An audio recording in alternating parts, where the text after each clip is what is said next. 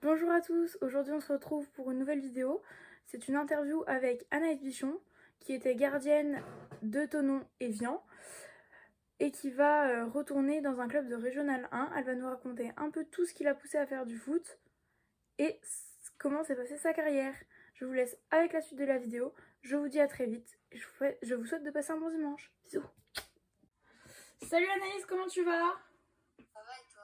Bah ça va, merci. Donc bonjour à tous. Aujourd'hui on se retrouve donc pour une nouvelle vidéo. On va se retrouver en interview donc avec Anaïs Bichon, qui est une gardienne qui joue actuellement en tant que gardienne. Donc je voudrais d'abord te poser comme première question, pourquoi tu as choisi le foot étant petite, enfant? En fait, toute ma famille faisait du foot. Et du coup, au début, je faisais de la boxe.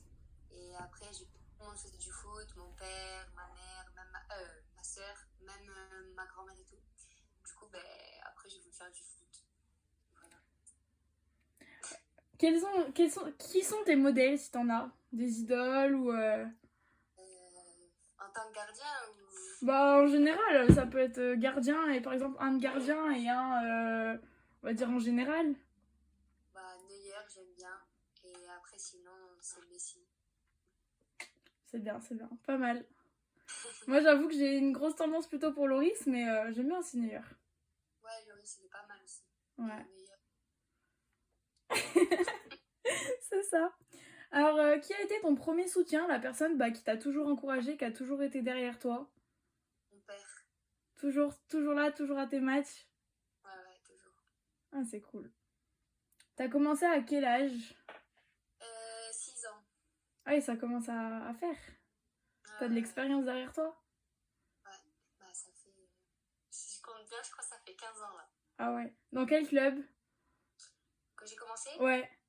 le Gardien Club. C'est un club dans le Var, chez moi. Et pourquoi t'as choisi d'être gardienne et pas attaquante, par exemple? Parce que quand j'étais petite, j'étais tarée. Je sais pas. Non, parce que j'aimais bien me jeter par terre et tout. J'étais folle un peu. T'inquiète, je suis pareil que toi. Je peux reprendre une citation de Mandanda que j'avais vue dans une interview où il disait que de toute façon, pour être gardien de but, fallait être fou. Ouais, je l'ai vu. Tu Ouais, l'avais vu aussi de Canal? ouais. C'est bien, t'as la ref. Comment ils se comportaient tes camarades de classe quand tu leur disais que tu jouais au foot? Ah, mais bien, j'étais que entourée de garçons, moi, à l'école. Je traînais pas avec des filles. Je jouais au foot dans la cour et tout, avec les garçons et tout. Donc t'as jamais eu de remarques négatives Non. Si, des fois, quand j'allais au match ou quoi, qu'on jouait, je jouais avec les garçons. Donc, des fois, on jouait contre des équipes qui disaient, oh, c'est une fille, ça va être facile et tout. Mais non, T'en as jamais eu dans ton entourage proche à l'école, par exemple? jamais. Ah, c'est cool. Est-ce que tu peux nous raconter un peu ton parcours à l'OL, même si je sais que ça a été un peu compliqué, mais Alors, je suis arrivée à l'OL en l'année 2014-2015. J'étais dans le groupe U19 national.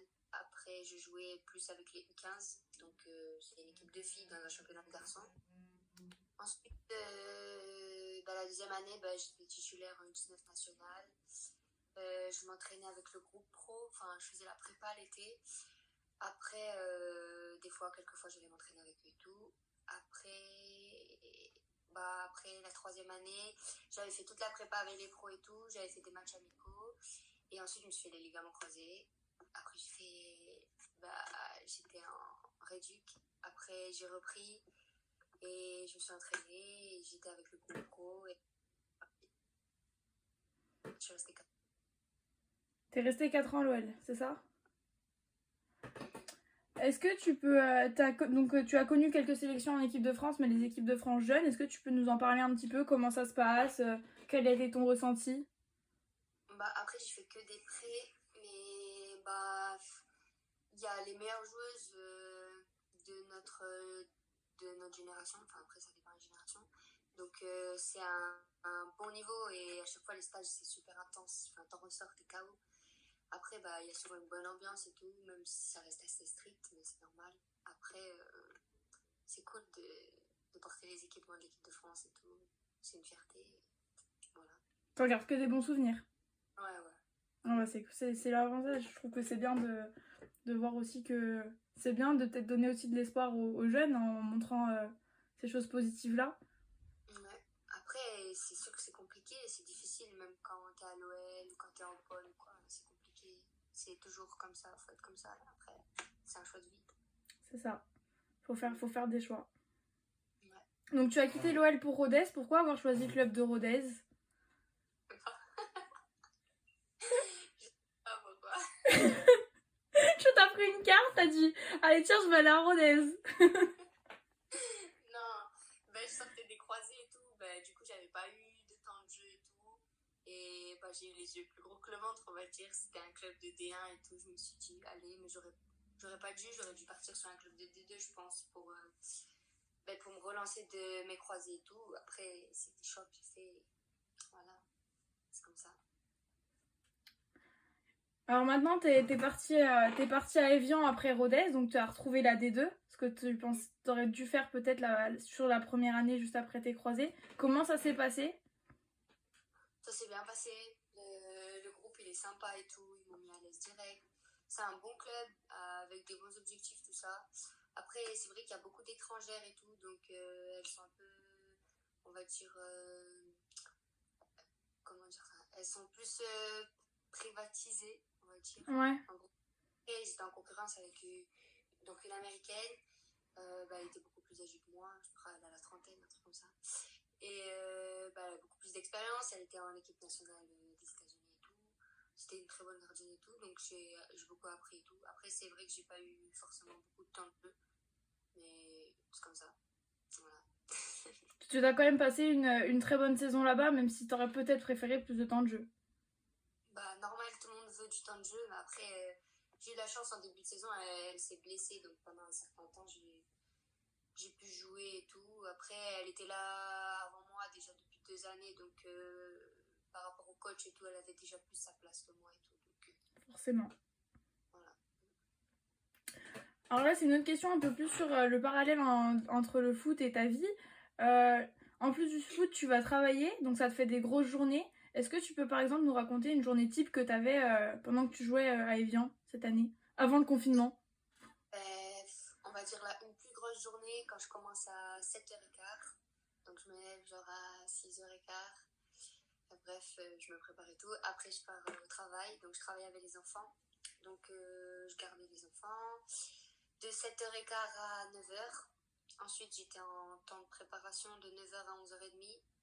Après, je mange et tout. Après, de 11h45 à 13h45, pareil, je suis avec les enfants. Après, j'ai une pause jusqu'à 15h45. Après, je reprends jusqu'à 18h30. Et après, je vais à l'école, je vais au foot. Je vais au foot à l'entraînement à 20h jusqu'à 21h30. 22h, ça dépend si le coach il est en forme. Et tu Et mangeais voilà. quand dans tout ça, le soir après l'entraînement, ou tu te faisais un petit casse-croûte avant Je l'entraînement? prépare à manger, je mange, il doit être 22h, un truc comme ça. Et après, je vais me coucher. Dans un état, t'as tout le niveau de fatigue là. Après, j'ai pris l'habitude, enfin, j'ai toujours eu un rythme de vie assez intense. Quand j'étais au pôle sport et tout, j'étais en internat, donc je me levais à 6h, à 7h, je devais être sortie. J'allais à l'école, après j'allais au foot, donc je mangeais, je travaillais les cours et après j'allais me coucher, donc c'est toujours pareil. Donc t'étais habituée, ça t'a pas forcément, t'as pas connu un très gros changement. Non, non, pas du tout. Après, c'est sûr que c'est fatigant, hein, la longue. Il y a des périodes plus vers quand on arrive vers décembre, avant les fêtes de Noël et tout là, le corps il commence à Il commence à dire faut qu'on s'arrête un coup là, faut qu'on fasse une petite pause. la famille se reposer et tout là parce que Et mais bon pas ça. essayer de pas trop manger pendant les fêtes quoi.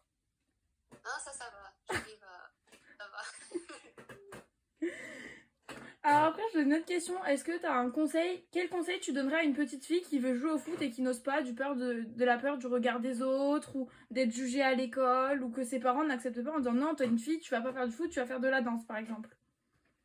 Faut pas, faut qu'elle écoute dans sa tête, enfin ce qu'elle veut faire dans sa tête. C'est pas elle qui va jouer, c'est pas les autres qui vont jouer, c'est elle. Donc c'est son plaisir à elle, elle a des objectifs, c'est à elle de les atteindre et même si les autres pas contents, bah, tant pis pour eux. C'est sa vie, c'est pas celle des autres. Il faut se lancer et essayer de tout faire pour, en gros, Pour réussir. Et est-ce que tu aurais quelque chose à dire, par exemple, sur ton expérience du foot féminin? Qu'est-ce qui en ressort? Est-ce que si tu avais la chance de, par exemple, de recommencer, est-ce que tu referais pareil? Est-ce qu'il y a des choses que tu changerais? Je sais pas. Je pense que, ouais, je sais. Je pense si, en fait, quand je me suis fait les croisés, j'avais la grippe. Et je pense que faut savoir se dire stop. Ouais. D'un moment. Faut savoir écouter son corps et tout. Et bah, j'étais dans une bonne dynamique à ce moment-là. Enfin, j'étais dans le groupe pro et tout. Du coup, j'ai pas su dire stop. Et ton corps, il a lâché. Je pense que c'est ça. Faut savoir écouter son corps. Faut pas pousser trop quand tu sens que... Quand tu sens que ça va plus et que là t'as atteint une limite. Ouais, voilà. Faut mieux aller doucement, mais sûrement que vite et se péter, quoi. C'est ça. Je pense que c'est un beau message pour finir. Ouais. Bah, merci beaucoup d'avoir accepté de répondre à mes questions. J'espère que t'auras passé un bon moment. Ouais. Puis bah, je te souhaite le meilleur l'année prochaine dans ton nouveau club. Si tu veux un peu nous en parler avant de finir. Bah, je retourne auprès de ma famille, donc c'est dans un club en R1, le niveau est beaucoup plus bas, mais c'est un club qui a des objectifs, qui a l'objectif de monter en D2 rapidement, il recrute et tout ça.